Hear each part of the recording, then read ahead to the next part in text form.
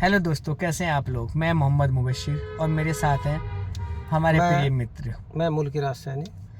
आज का हमारा एक मुद्दा है जो समाज में बढ़ता जा रहा है, एक नए प्रकार का नशा जिसके हम और आप लोग आदी हो रहे हैं। क्या है वो नशा? देखिए, वो नशा एक ऐसा नशा है, उससे आप भी लीन हैं, उसमें हम भी कहीं ना कहीं लीन हैं, और हमारी युवा पीढ़ी, हमारा घर परिवार, आप समाज में अधिकतर सभी लोग उस नशे की लत में डूबते जा रहे हैं। वो नशा हमें अपने दोस्तों से, रिश्तेदारों से, माँ बाप, भाई बहनों से दूर करता जा रहा है। ऐसा नशा है वो। आपके पास भी है। आप तो हंसने लगे श्रीमान जी। वो नशा है, पता क्या है? उस नशे को हम डिफाइन करेंगे EM से। अब आप सोचेंगे, अच्छा, EM means EM electronics mobile. मानता हूँ ये मोबाइल हमारे दोस्तों से, हमारे माँ बाप से, सबसे दूर करता रहता है। क्यों? खाली टाइम होता है, बस मोबाइल में बात आपकी सही है। मोबाइल ये भी तो एक नशा है, ऐसी चीज है। इसमें बच्चा पढ़ते हुए भी झूठ बोल रहा है। ऐसा नहीं कि सारे बच्चे ऐसा काम कर रहे हैं। बिल्कुल। वो बच्चे जो इसके आदी हो गए, हैबिचुअल हो गए, इससे बाहर नहीं निकल पा रहे, जो उस नशे में डूब गए। बिल्कुल। ऐसा नहीं, नशा नशा होना चाहिए। नशा मुझे भी है। सुनिए, गेम खेल रहे हैं, अब काम करना है बच्चों को, होमवर्क तो 2 मिनट में कर लिया, 10 आधे घंटे में कर लिया। माँ बाप सोचेंगे यार बच्चा होमवर्क कर रहा है, आधे घंटे में, थोड़ी सी देर यार मन कर रहा है, यार क्या करूं, गेम खेल लेता हूँ। वो गेम में डूब रहा है, गेम खेल रहा है। हम लोग क्या नाम, फेसबुक देख रहे हैं, यूट्यूब देख रहे हैं, इधर से उधर घूम रहे हैं, सारे काम कर रहे हैं। तो ये भी एक बहुत बड़ा नशा है। इस नशे से दूर रहने की कोशिश। घर परिवार में बैठते थे जी, 2 लोग 4 लोग बैठते थे, आपस में बात करते थे, रीति रिवाज की, समाज की, जो सामाजिक बातों का आदान प्रदान होता था, अपने जीवन शैली की, अपने बुढ़ापे की, फ्यूचर की, उस बारे में बातें करते थे। लेकिन वो सब चीजें खत्म हो गई, सब कुछ खत्म हो गया। मोबाइल ने सबको अपने शिकंजे में कस लिया।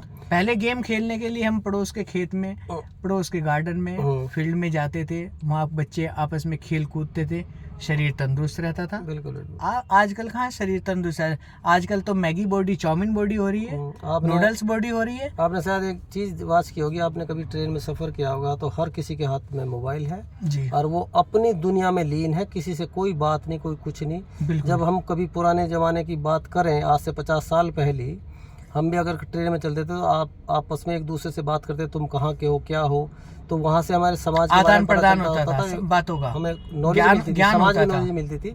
ये कहाँ है, किस शहर में है, किस जिले में है, कहाँ का। आज कुछ नहीं, सब कुछ मोबाइल पे रखा हुआ है। लेकिन मोबाइल का इस्तेमाल थोड़ा अच्छा भी है, ऐसा नहीं है कि मोबाइल बुरे चीज़ों के लिए बनाया गया, बुरे काम के लिए बनाया, लेकिन इसका इस्तेमाल कुछ ऐसे असामाजिक तत्वों द्वारा इसमें गलत कार्यक्रम को आरंभ करके उससे हमारी युवा पीढ़ी नुकसानदायक सिद्ध हो रहा है। ऐसे ऐसे गेम आ गए हैं जो पैसे लगा रहे हैं, माँ बाप के अकाउंट खाली हो जाते हैं। उससे भी बचने की आवश्यकता है। वो सब इसी नशे के कारण मैं मानता हूँ। मोबाइल नहीं होता था, बच्चे खेलते कूदते थे, स्कूल में जाते थे, पढ़ाई अच्छी करते थे। आजकल स्कूल में बहुत से टीचर क्या करते हैं, मोबाइल पर काम भेज देते हैं कि मोबाइल पे काम कर लेना, मोबाइल पे पढ़ाई कर लेना, मोबाइल पे हम होमवर्क भेज देंगे। तो वो भी तो नुकसान है। मोबाइल पे समझेंगे किससे? समझेंगे तो सामने टीचर से ना।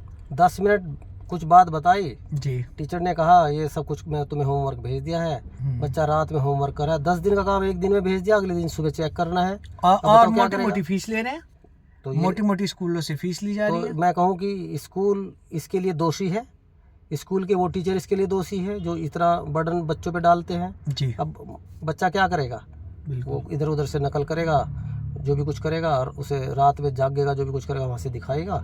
बस वो मोबाइल से सॉल्यूशन मोबाइल से डाउनलोड करेगा और कॉपी में उतार के कर देगा। क्या ये बच्चा भी मजबूर है। ये पढ़ाई का कोई तरीका नहीं है। मैं बच्चे को समाज के लिए गलत मानता हूँ। बिल्कुल, ठीक है नहीं। और इस बारे में अगर कोई शिकायत भी करेगा, कोई रेपुटेटेड स्कूल है, वहाँ जाकर आप शिकायत भी करेंगे तो आपकी कोई पूछ नहीं है इसमें।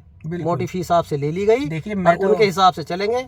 अगर इसमें कोई कोई सुझाव है आपके? सुझाव कोई नहीं मानने का, कुछ मेरा नहीं तो एक मानेगा। सुझाव है, आप जब अब की बार पेरेंट्स मीटिंग में जाएं, वहाँ जाके सबसे पहले टीचर से अपने बच्चों के बारे में गलत उनके बयान सुनने से कि बच्चा पढ़ता नहीं है, कमज़ोर है, आप उन्हें कहिए बच्चा पढ़ेगा भी, मजबूती के साथ अच्छे नंबर टीचर लाएगा, आपके ऊपर हावी होगा, टीचर मोबाइल पे आपके मोबाइल ऊपर को हावी बंद होगा, कराइए। टीचर आपके ऊपर हावी होगा। आप बोल नहीं पाएंगे, बिल्कुल नहीं बोल पाएंगे। घर आके चाहे आप जितने जीरे कर ले, लेकिन वहाँ उनके सामने नहीं बोल पाएंगे। अगर आप उनके सामने बोल गए तो आप जीत गए, उनके सामने नहीं बोले तो आप हार गए, और फिर उन्हीं के हिसाब से, उन्हीं के डंडे से आप भी चलेंगे। आपको बच्चों कहेगा इसको एक्स्ट्रा क्लास कराइए, आप ये ट्यूशन पढ़ाइए, कि ऐसा कीजिए ऐसा कीजिए, बच्चों को बताएगा। ये नहीं देखेगा कि अरे जब पढ़ने के लिए हम कई 1000 रुपए महीना स्कूल में फीस दे रहे हैं, तो आप हम दो बात कहने की क्यों नहीं पढ़ाते? आप हम दो बातें उनको कहने का अधिकार क्यों नहीं रख सकते?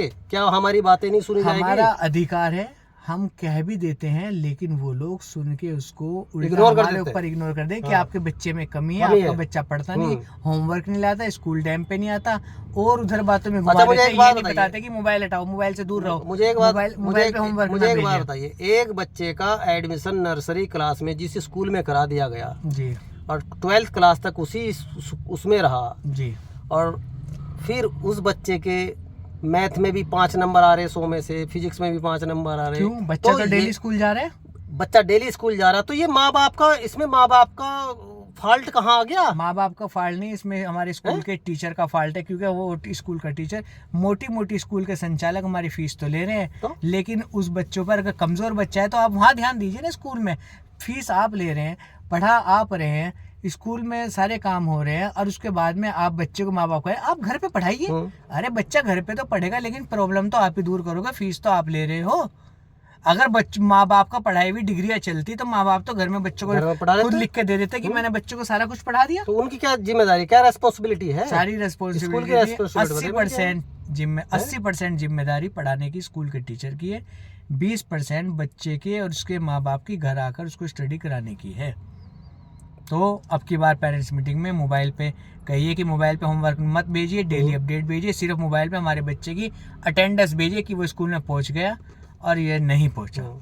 तो सेफ रहिए, सुरक्षित रहिए, 20-25 पेज इससे दूर रहिए। रोज 20-25 पेज मोबाइल पे आएंगे तो रात को बच्चा कैसे कर लेगा 2 घंटे में? उनको नहीं कर पाएगा, वो हटेगा, ऑनलाइन इधर उधर देखेगा और अपना काम कर देगा, समझ में तो उसकी कुछ आया नहीं। आप भी मानते हैं पेरेंट्स मीटिंग में विरोध होना चाहिए? बिल्कुल विरोध होना चाहिए इससे, हर स्कूल कॉलेज में विरोध होना चाहिए। नमस्कार, धन्यवाद।